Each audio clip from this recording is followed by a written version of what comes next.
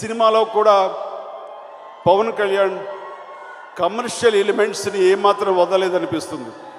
ఇందాక ఆలీ చెప్తున్నట్లుగా ఈ సినిమాలో ఇంద్రలోని వీణ స్టెప్ దాయి దాయి దామ వీణ స్టెప్ని తను వేసాడంటే కనుక మీకందరికీ చూడాలి ఎంత ఉత్సాహం ఉందో, దానికి అన్ని రెట్ల ఉత్సాహం నాకుంటుంది తను చూడాలి అని.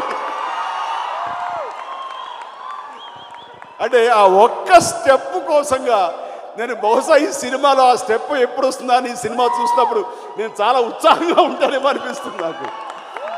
అండ్ నిజంగా చాలా ఇవి ఇలాంటివి ఒక్కొక్క ఫ్యాన్స్కి అభిమానులకి అది ఒక చిన్న గిఫ్ట్ లాగా అనమాట.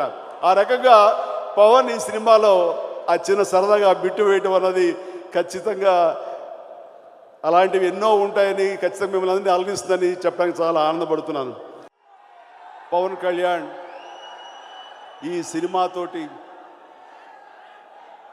కని విని ఎరుగని రికార్డ్స్ బ్రేక్ చేయాలి.